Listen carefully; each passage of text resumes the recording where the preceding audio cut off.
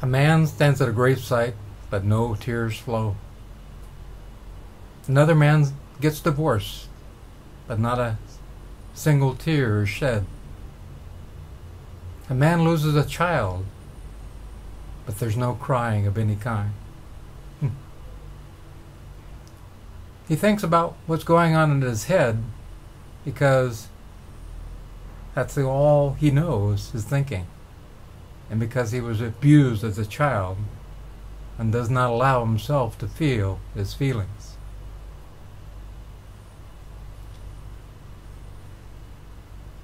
In one way or another, every one of us has been abused. I know a person that was neglected most of his childhood. Because of that, he lives in his head. I know a person that was beaten as a child, and because of that, she lives in her head. I know a person that was sexually abused as a child, and because of that, he lives in his head. It's so easy to be abused, either intentionally or unintentionally. Sometimes parents do their best, and when the child grows, they feel abused in some way. We try our best. We all have issues with our parents of one kind or another. That does not mean we don't love them. Even children that are abused love their parents. It's for us to forgive, forget, and move on. Not that we should allow crimes to be perpetuated and condone that, but for our own good we must move past and heal. The process involves forgiveness, forgetting, and moving on. In some cases, learning to move from cognitive thinking all the time and back into our heart. For you see, the essence of spirit dwells inside our feelings. And when we divorce ourselves of feelings, we divorce ourselves of our own spirit. The ability to laugh, to feel joy, to feel elation and bliss. And along with that comes the opposite, pain and suffering. For you see, you can't have one without the other. You can't divorce yourselves of feelings and still have joy, laughter, elation, bliss. That all disappears. For many a child, it was so difficult that they had to stop feeling in order to survive. And that was great when they were a child. That protected them.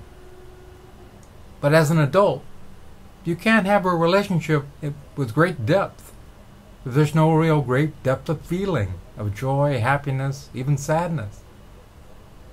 So you must hold the child within and allow the child to heal. That child still loves and lives within you.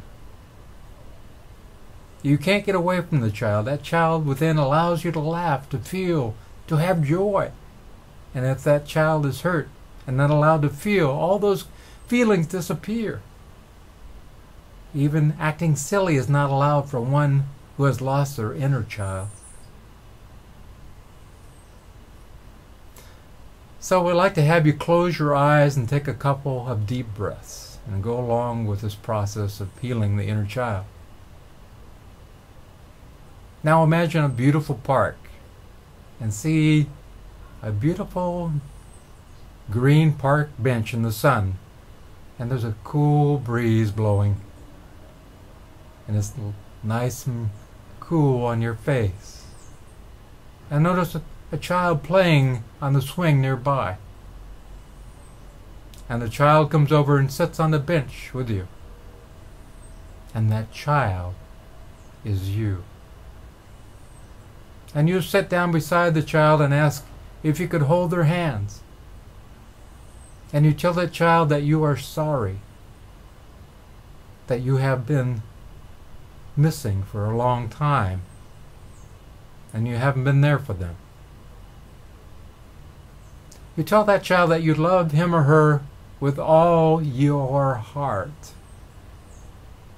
And you notice how the child starts to smile, how joy comes to the child's heart once again.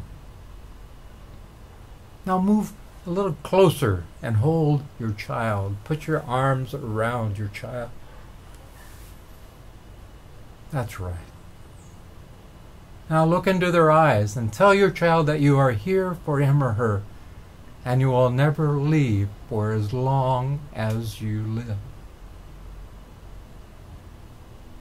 And your child hugs you back and loves you back, for they've always loved you. Now your child turns into light, and the light of white and gold melts into your body. They just move and melt into yourself. And from this point on, your child is always part of you, and you are part of that child. Now keep your eyes closed. That's right. And just feel. Feel your heart. Feel what you're feeling deep down inside. Notice your feelings. And allow yourself to have your feelings. And accept your feelings as yours. And be proud that you have feelings. For they are yours and they belong to you and nobody else. And you have the right to feel your feelings. You have the right to feel because you have feelings. And nobody can take that away. And anybody tells you that you don't have a right to feelings, they are wrong. You have a right to feel. And you give yourself permission and your child permission to feel feelings. I'll say that again. You give yourself permission and your child permission to feel your feelings. Now just stay in that beautiful place for a little while and be with your child. Just hold your child. Be with your child. Know your child. Love your child. Be in the silence. Be in love with the child. I love you.